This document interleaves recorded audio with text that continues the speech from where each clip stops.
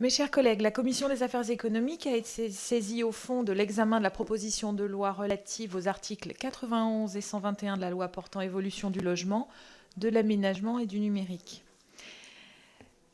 Ce projet de loi, déposé sur le bureau de l'Assemblée au nom du groupe Les Républicains, a été adopté par le Sénat et inscrit à l'ordre du jour en examen en hémicycle le 20 juin prochain. Cette proposition comporte 6 articles. Elle reprend plus précisément des articles qui avaient été adoptés dans le cadre de la loi Elan, puis censurés par le Conseil constitutionnel. L'article 1er vise à donner aux forces de l'ordre un accès permanent aux parties communes du parc social. Le second aggrave les sanctions applicables en cas d'occupation abusive des halls d'immeubles et autorise une résiliation automatique du bail d'un locataire condamné pour trouble du voisinage ou trafic de stupéfiants. Son article 3 accorde aux huissiers de justice le même accès aux parties communes et donc aux boîtes aux lettres des immeubles d'habitation que celle des postiers. Le 4e accorde aux agents des services de la statistique publique ainsi un droit d'accès aux parties communes des immeubles d'habitation. Le 5e facilite la constitution d'un droit d'accès aux parties communes d'un immeuble d'habitation pour les agents assermentés du service municipal ou départemental. Après une présentation d'une dizaine de minutes de notre rapporteur, M. Thibault Bazin, nous aurons une discussion générale faisant intervenir des orateurs de groupe pour 4 minutes chacun et les députés qui le souhaitent pour 2 minutes. Nous passerons ensuite à l'examen des articles de la proposition de loi. Je vous indique que notre commission est saisie de 3 amendements. Monsieur le rapporteur, vous avez la parole. Merci Madame la Présidente. C'est un plaisir de me retrouver devant vous. Mes chers collègues, la proposition de loi que nous examinons aujourd'hui, adoptée par le Sénat le 22 janvier dernier, est le prolongement des longs débats que nous avons eus ensemble il y a maintenant un an à l'occasion du projet de loi Elan. Avant de vous présenter le contenu des articles de cette proposition de loi, permettez-moi donc un rappel chronologique des faits qui ont justifié le dépôt de cette PPL par la présidente de la Commission des affaires économiques du Sénat, Madame Sophie Primas. Le 19 septembre 2018, après une lecture à l'Assemblée nationale et une lecture au Sénat, la commission mixte paritaire convoquée sur le projet de loi Elan parvenait à conclure un accord sur un texte comportant 234 articles et abordant des sujets aussi variés que le logement social, l'aménagement commercial et le déploiement du numérique. Cet accord avait alors surpris de très nombreux observateurs, tant les divergences initiales étaient nombreuses, et tant ce type d'accord entre deux chambres aux majorités politiques différentes est devenu aujourd'hui de plus en plus rare. Cet accord était le fruit du compromis. Un des rapporteurs, Richard Lullier, peut en témoigner, et témoigner de l'esprit de responsabilité des deux chambres afin que les mesures utiles et consensuelles de ce projet de loi, comme l'amélioration de la lutte contre l'habitat indigne ou contre les recours abusifs ou la simplification de l'acte de construire, s'appliquent sur le terrain le plus rapidement possible. Le 16 octobre 2018, après un peu moins de 6 mois de débat à l'Assemblée nationale et au Sénat, le Parlement adoptait donc définitivement le texte de la CMP et le projet de loi Elan. Un mois plus tard, dans sa décision du 15 novembre 2018, le Conseil constitutionnel, saisi par plus de 60 députés des groupes socialistes, GDR et Insoumis, déclarait conforme à la Constitution les dispositions pourtant contestées de la loi Elan relatives à l'accessibilité des logements et à la loi littorale. Mais dans la même décision, le Conseil constitutionnel censurait d'office 19 articles au motif qu'ils constituaient des cavaliers législatifs sans lien direct ou indirect avec les dispositions du projet de loi initial.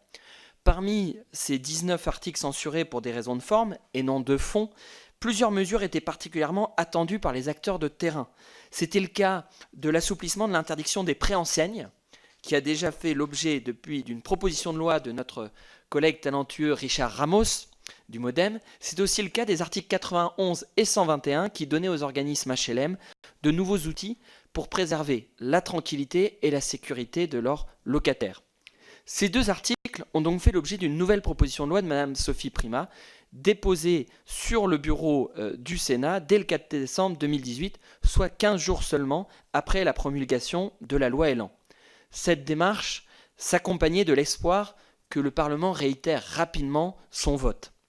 Les articles 1er et 2 de la PPL que nous examinons aujourd'hui reprennent donc à l'identique les articles 91 et 121 de la loi Elan, tels qu'ils avaient été adoptés définitivement par le Parlement. L'article 1er la présidente l'a dit, prévoit un accès permanent de la police nationale, de la gendarmerie nationale et de la police municipale aux parties communes des immeubles du parc social. Cette disposition est le fruit des débats que nous avions eus en commission. Depuis 1995, la loi permet à tous les propriétaires d'immeubles d'autoriser de façon permanente les forces de l'ordre à pénétrer dans les parties communes de leurs immeubles. De nombreux organismes HLM le font déjà, eu égard aux enjeux particuliers de sécurité auxquels ils peuvent être confrontés. Toutefois, comme l'avait souligné notre collègue Stéphane Peu, ici présent, les procureurs de la République demandent que ces autorisations d'accès soient renouvelées tous les 6 mois, ce qui limite fortement leur caractère permanent et place parfois même les bailleurs dans d'inconfortables positions. J'avais donc moi-même déposé un amendement en séance publique afin de simplifier cette procédure et de poser le principe selon lequel les bailleurs sociaux accordent cette autorisation permanente. Cette mesure de simplification avait été adoptée à une large majorité avec le soutien du gouvernement. Je vous propose donc de réitérer aujourd'hui ce vote. D'ailleurs, cet article ne fait pas l'objet d'amendement. L'article 2, mes chers collègues, de la proposition de loi élargit et aggrave les sanctions applicables en cas d'occupation abusive des halls d'immeubles et autorise une résiliation automatique du bail dans le cas où le locataire ou l'un de ses enfants mineurs a été condamné pour trafic de stupéfiants. Ces deux mesures visent à répondre au sentiment d'impuissance que ressentent souvent les bailleurs et les locataires face au fléau du trafic de stupéfiants. Ces deux mesures sont vraiment attendues. Ces trafics, qui s'accompagnent de violences et d'intimidation parfois, pourrissent la vie quotidienne de très nombreux habitants des quartiers sensibles et populaires. Il suffit parfois de 2 ou 3 trafiquants dans une barre d'immeuble pour que la vie de tous les autres locataires de cet immeuble bascule. Les bailleurs sont souvent démunis face à ces situations et les locataires ne comprennent pas l'inaction du bailleur, lequel en fait ne peut engager d'action efficace en résiliation de bail qui aboutissent. C'est la raison pour laquelle un amendement avait été adopté au Sénat à l'initiative de la rapporteure et du groupe socialiste afin de prévoir que la condamnation définitive d'un locataire pour trafic de stupéfiants concernant des faits s'étant produits dans le logement, l'immeuble ou le groupe d'immeubles justifierait la résiliation de plein droit du bail. Une telle disposition législative permettrait aux bailleurs d'engager plus facilement des actions contentieuses dans le but d'expulser les locataires concernés. Cette mesure, elle est vraiment très attendue par les bailleurs sociaux qui me l'ont confirmé et elle a bénéficié jusqu'à aujourd'hui d'un soutien consensuel sur divers bancs de notre Assemblée.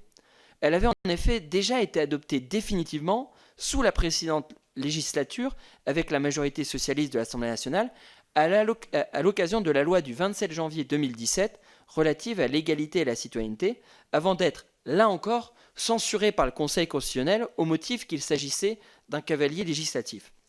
Il est donc temps, mes chers collègues, que cette mesure, déjà approuvée 2 fois par des majorités politiques successives et jamais censurée sur le fond par le Conseil constitutionnel, entre en application.